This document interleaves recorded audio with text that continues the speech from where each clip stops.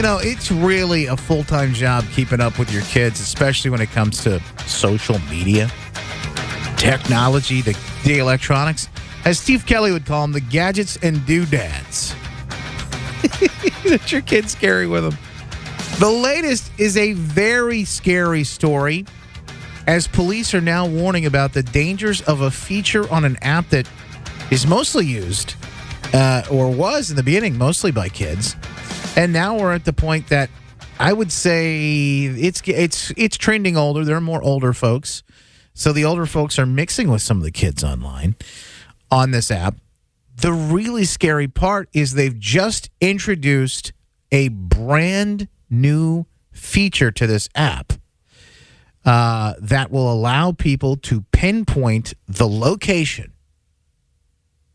of your child at any moment in time, geographically on a map, right down to street level. I mean, just a few stinking feet from where they stand. About a new feature on the social media app Snapchat could be sharing too much information. Yeah, it now has SnapMap, which shares where you and your friends are located. We tested it out and take a look. The app shows that Rosie Woods is at TF Green Airport. This is what she and anyone else, her friends, can see on Snapchat. This morning, law enforcement officials are warning parents to talk with their kids about the dangers of sharing their location with strangers. As you saw, Rosie at the airport has more now from the West Bay Mobile Newsroom. Good morning. That's right. Now, the Massachusetts State Police are warning parents about this new feature on the Snapchat app. They say that if you're not careful, the app will actually share your current location whether you want it to or not. There is a way to stop this. We just thought you should know.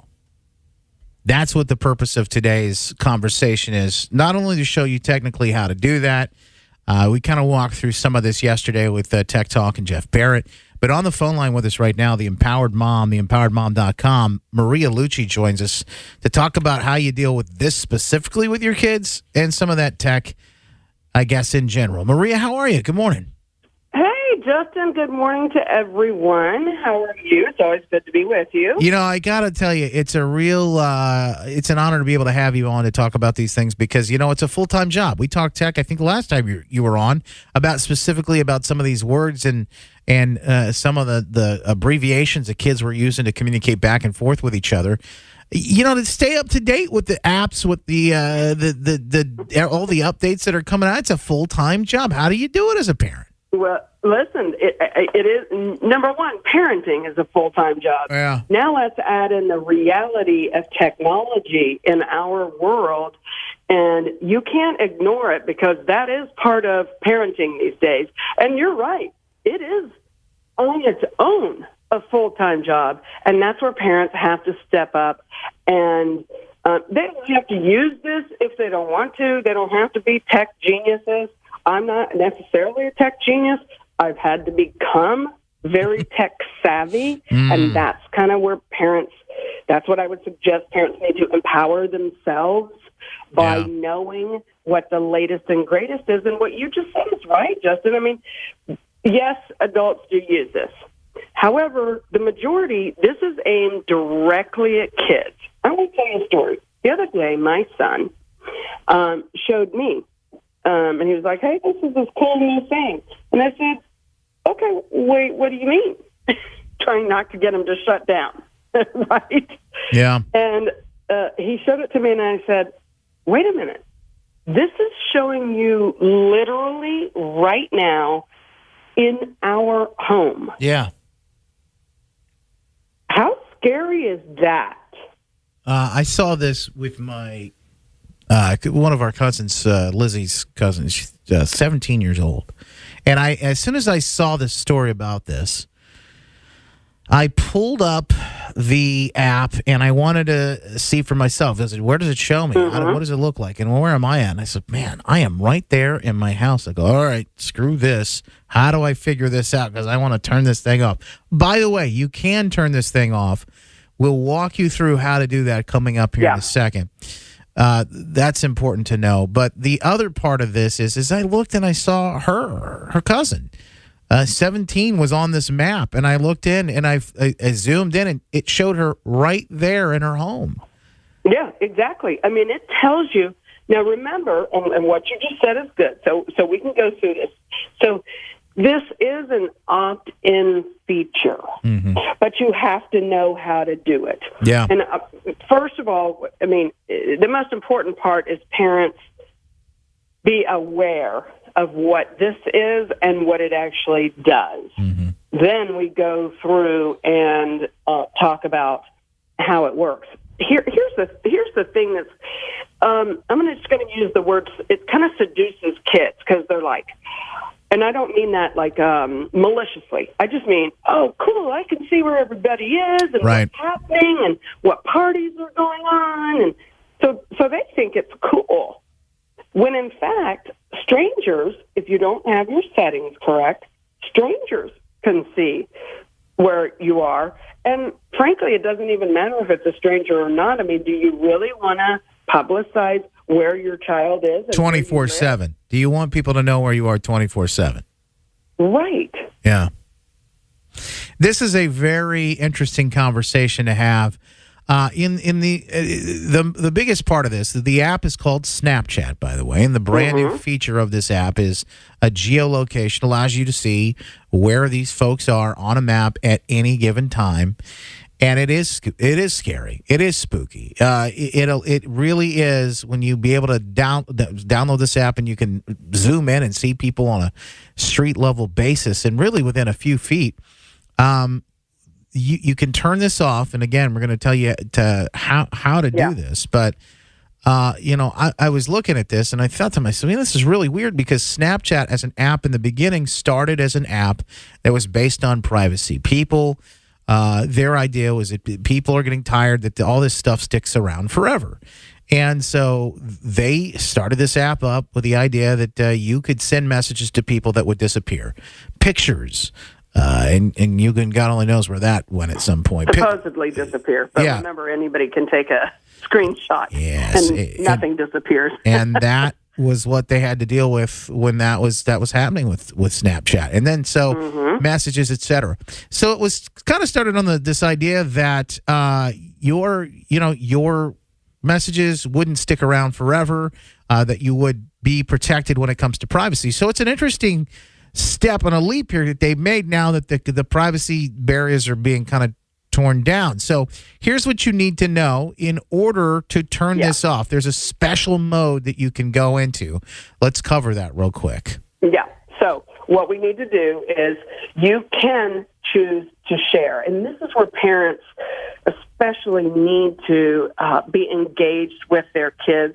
And frankly, their they need to know who their kids' friends are, because with Snapchat, they can kind of have like a code name, meaning it's not really their name, it's just like a moniker or a nickname they use, right? So you may not even know who they are. So you can opt out of that. You can choose what's called ghost mode, and then only you see it. You can choose to only let specific friends see where you are. And so all of those, so you can do ghost mode, my friends, or you can select friends. That's critical. And listen, this has potential for some very serious privacy problems and concerns. And the bottom line is that Snapchat can let people locate where your child is. The other interesting... And that's why you need to know what's happening. There's two other pieces of this, and we'll let you comment on this. Maria Lucci's with us, theempoweredmom.com, the Empowered Mom, Maria Lucci, kind of empowering you as parents to kind of take the step here to really being able to know what this tech is doing and then how you deal with that with your kids. Another is a bullying concern. So I saw this used in some ways where people were able to see, these kids were able to see that all of their friends were hanging out together without them. And they were sharing that as, oh, look, everybody's hanging out and getting together without you.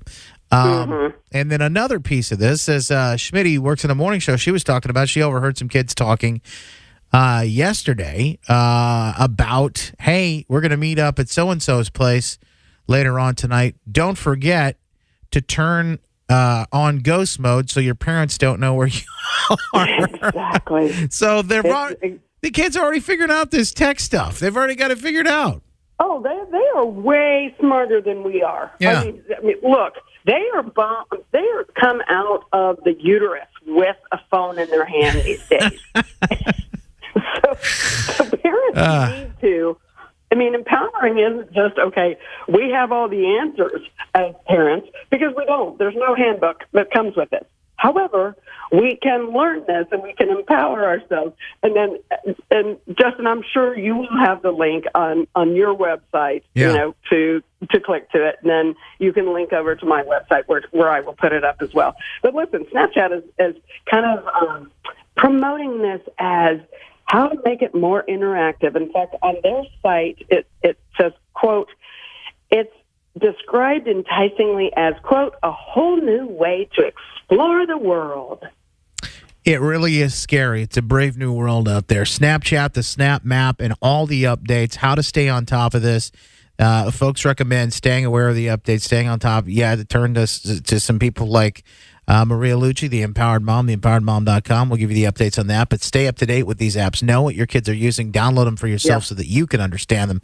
And know who's on these apps as well. Know who your kids are friends with on these apps, if you can. Exactly. And kids are going to be kids. Look, it's not like they're trying to be sneaky, but now tech it has allowed ways where it can be not just your kids aren't where they're supposed to be, but strangers can see where they are, or they can see where you live. And frankly, that's not something that you just want out there publicly.